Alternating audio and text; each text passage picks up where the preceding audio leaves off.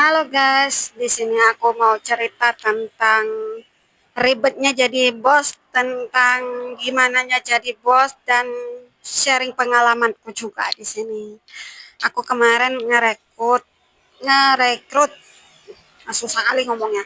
Intinya aku mencari pekerja dan ketemu si cewek ini apa lagi lah. Datanglah si cewek ini. Pertama dia ngomong, Kak, kalau misalnya aku kerja sambil merokok, boleh nggak? Soalnya aku perokok, Kak. Kayak gitu. Aku lihat anaknya kurus, terus juga dia pengalamannya ya pengalaman anak di jalan gitulah, intinya anak jalanan gitu. Oke lah, aku terima. Karena aku lagi nyari karyawan juga. Karyawan aku dulu cowok keluar, terus ganti cang cewek karena aku kan di sini cewek.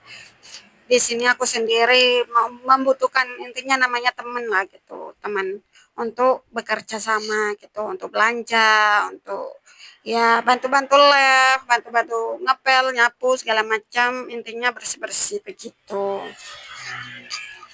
Kalau misalnya pun nanti aku suruh belanja, nanti aku biasanya ngasih tip tambahan gitu, uang bensin gitu. Terus awalnya sih nggak masalah ya, awalnya nggak masalah, lama-lama dia mulai ini nampak nih udah ke semauan dia sendiri kerjanya, sudah seperti dia bosnya lah gitu. Dia tidak menghargai aku lagi. Wah, ini aku udah mulai agak nggak enak gitu. Aku tegur baik-baik. Kamu kalau kayak gini, misalnya nih ya, misalnya kemarin dia pernah, aku kan ngisi saldo, aku ngisi saldo di aplikasi untuk jual-jual pulsa lah intinya kan, 170 itu hilang nggak dicatat, dan aku diam tuh selama 2 hari, aku diam. Habis itu aku mau tegur ini, mau tegur, terus aku nengok dicatat berapa, 80 berapa nih, intinya dia catat 80 doang, yang lainnya nggak dicatat intinya. Terus aku jelasin dong sama dia, ini kok ada pengeluarannya 170 tapi yang dicatat kok 80. Terus dia bilang kayak gini, oh ya maaf mbak, aku nggak ngomong itu, aku pinjem kayak gitu. Dengan seenaknya dong dia bilang, oh aku pinjem pinjem tapi nggak ngomong sama aku sama sekali. 2 hari aku diamin, aku 2 hari loh, itu bukan waktu yang lama loh, 2 hari.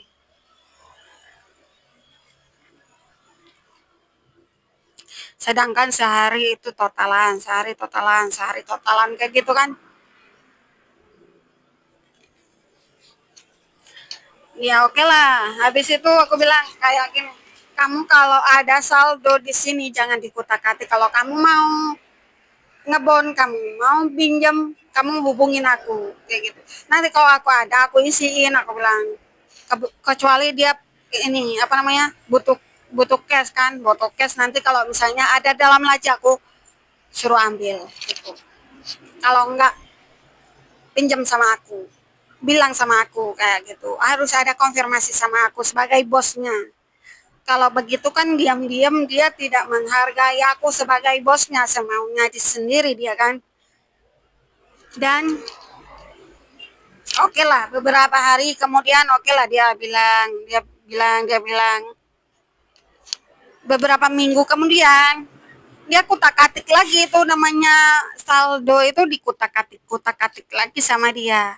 Akhirnya aku sekarang udah nggak mau ngomong, aku cukup cukup ngomong sekali. Akhirnya pin pin pin pin aplikasinya aku rubah tanpa sepengetahuan dia. Terus kalau dia ada orang mau ngisi pulsa, ngisi apa segala macam, dia hubungnya aku dulu. Aku bilang gak ya gitu.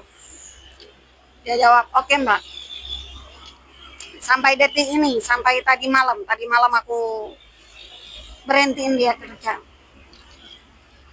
Dan yang lebih menjengkelkan lagi, tahu nggak kenapa?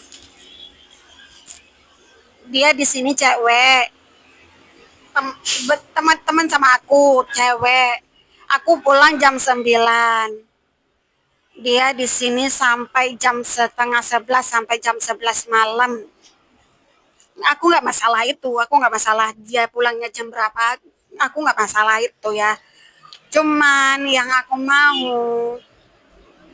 mau nih ya, dia kalau di dalam misalnya mau wifi, mau main wifi, oke, nggak apa-apa. Mau live sampai malam, bahkan ketemu pagi, nggak masalah. Yang aku problem kan apa? Di sini itu kan namanya pangkalan truk.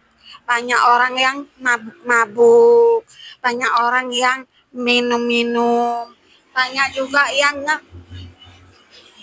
itu kan, dia sedangkan dia cewek. Aku udah berkali-kali, aku tegur dia berkali-kali.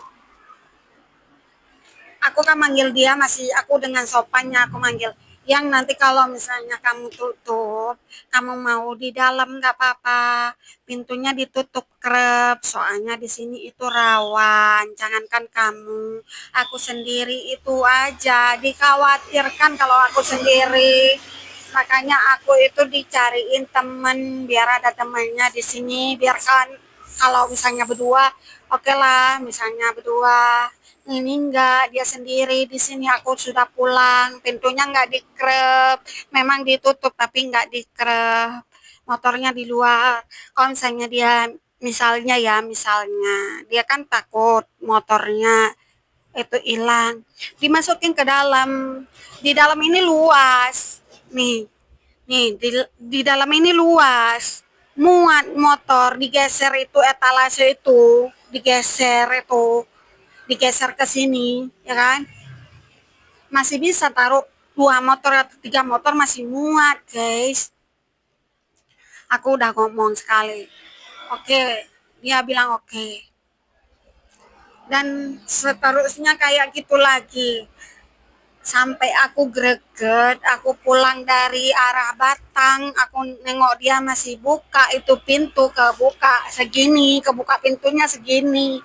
Sedangkan cahaya lampu ini terang banget, kalau malam kelihatan ke jalan, tahu orang-orang kalau ada orang di dalam gitu. Kalau dianya cowok, oke, aku nggak masalah. Tapi masalahnya ini cewek. Kalau kalau kenapa nanti kalau misalnya ada orang mabuk lah, ada orang mabuk terus datang ke sini, nanti dia papain, aku pula yang seorang bos yang harus tanggung jawab karena ada di lokasi tempat kerja gitu. Untuk sekali, 2 kali, udah 3 kali aku ngomong, nggak juga dia ngegubris, intinya ngegubris, nggak nurut lah, intinya nggak nurut. Terus ketiga kalinya dia lagi live di room orang, nggak tahu room siapa.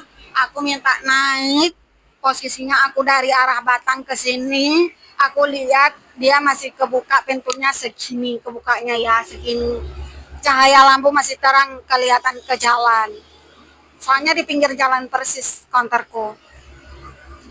Aku bilang di rumah orang dengan sopannya, yang konternya ditutup. Dengan bangganya dia ngomong apa? Tahu nggak guys, dia ngomong apa?